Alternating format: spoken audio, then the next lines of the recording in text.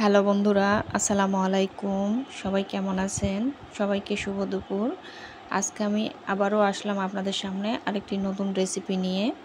এক পুরনো রেসিপি এটা, যারা আমাদের মা, খালা, দাদিরা আগে রান্না করতেন। তো অনেক মজাদার রেসিপি। এই রেসিপিটা আপনারা ভাতের সাথে, রুটির সাথে, পরোটার সাথেও খেতে পারেন। তো ফুল রেসিপি দেখার আগে যারা আমার চ্যানেলটিকে এখনও সাবস্ক্রাইব বা ফলো দেননি, তারা অবশ্যই সাবস্ক্রাইব এবং ফলো দিবেন। তাহলে চলুন দেখে নেই ফুল রেসিপি।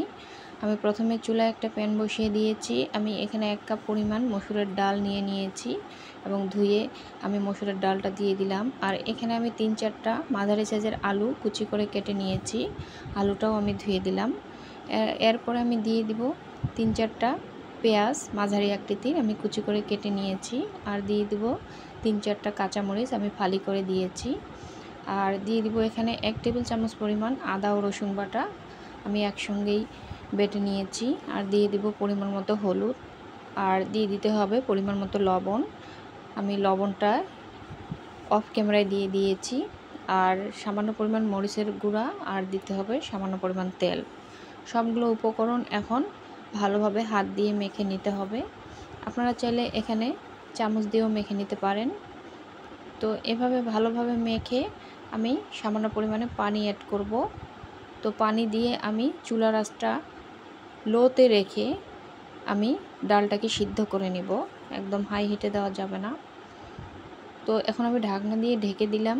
কিছুক্ষণ পর আমি ঢাকনা খুলে ডালটাকে একটু নেড়ে দিব। তো ডালটা আধা সিদ্ধ হয়ে গিয়েছে, আর একটু 80% হয়ে গিয়েছে। আর একটু পরেই ডালটা সিদ্ধ হয়ে যাবে পুরোপুরি। তো আমি আবারও ঢাকনা দিয়ে ঢেকে দিব। তো কিছুক্ষণ এভাবে জাল করার পর আমি আবারও ঢাকনা খুলে দিলাম। তো ডালটা এবার পুরোপুরি সিদ্ধ হয়ে গিয়েছে। এখন ডালটাকে ভালোভাবে ঘুটনি দিয়ে ঘুটে নিতে হবে। অন্যদিকে আমি 2টা ডিম নিয়েছি বাটির মধ্যে। এখন এর মধ্যে আমি দিয়ে দিব পরিমাণ মতো লবণ, দিয়ে আমি ডিমটাকে ভালোভাবে ফেটিয়ে নিব। এবং এর মধ্যে সামান্য পরিমাণ আমি লাল মরিচের গুঁড়া দিয়ে দিব। এখানে আমি কাঁচা পেঁয়াজ ও মরিচ দিলাম না, কারণ ডালের মধ্যে দিলে পরে পানি পানি হয়ে যাবে, খেতে ভালো লাগবে না। তো আমি সামান্য পরিমাণ লাল মরিচের গুঁড়া দিয়ে দিলাম। দিয়ে এখন আমি ভালোভাবে ফেটিয়ে নিব। তো ভালোভাবে ফেটানো হয়ে গেলে অন্যদিকে আমি চুলায় একটা প্যান বসিয়ে দিয়েছি। প্যানটা গরম হয়ে গেলে আমি এই ডিমটাকে ভেজে নিব। তো একটু সময় নিয়ে আর কি ডিমটা ভালোভাবে নেড়েচেড়ে দিতে হবে।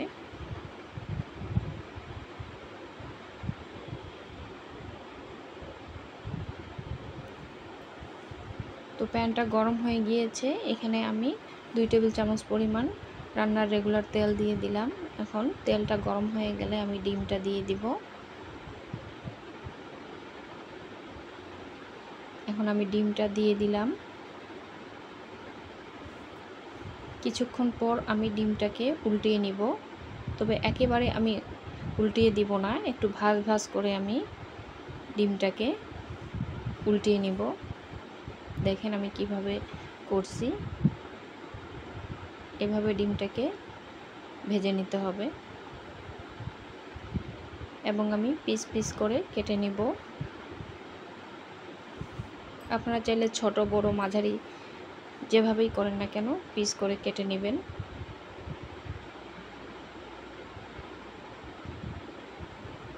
তো এভাবে ডিমটা পিস করে কাটার পর আমি সরাসরি ডালের মধ্যে দিয়ে দিব ডিমটাকে। আমি ডালটা ঘুটনি দিয়ে ঘুটে রেখে দিয়েছি, ডাল ঘুটনি দিয়ে। তো এখন আমি ডিমগুলো সরাসরি ডালের মধ্যে দিয়ে দিব।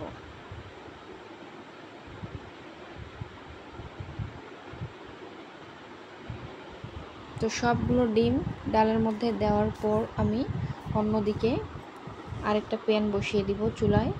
প্যানটা গরম হয়ে গেলে আমি এখানে সামান্য পরিমাণ তেল দিয়ে দিব, রান্নার রেগুলার তেল। আপনারা চাইলে এখানে সরিষার তেলও ব্যবহার করতে পারেন। তো প্রথমে আমি দিয়ে দিব তেজপাতা, এরপরে আমি দিয়ে দিব 3টা শুকনো মরিচ, আর দিয়ে দিব কিছুটা রসুন। আমি রসুন কুচি করে নিয়েছি, 4-5টা রসুনের কোয়া আমি কুচি করে নিয়েছি। তো রসুনটা আমি দিয়ে দিলাম। রসুনটা দেওয়া হয়ে গেলে এখানে আমি পেঁয়াজ দিয়ে দিব। এখানে আমি মাঝারি আকৃতির 3টা পেঁয়াজ আমি কুচি করে কেটে নিয়েছি। আমি পেঁয়াজটা এখন দিয়ে দিব। তো পেঁয়াজটা আমি দিয়ে দিলাম। এখন কিছুক্ষণ আমি ভেজে নিব পেঁয়াজটাকে লাল করে। তো যখন লাল হয়ে যাবে কিছুটা, তখন আমি দিয়ে দেব 1 টেবিল চামচ পরিমাণ পাঁচফোড়ন, আস্ত পাঁচফোড়ন। পাঁচফোড়নটা দিলে ফ্লেভারটা অনেক ভালো আসে।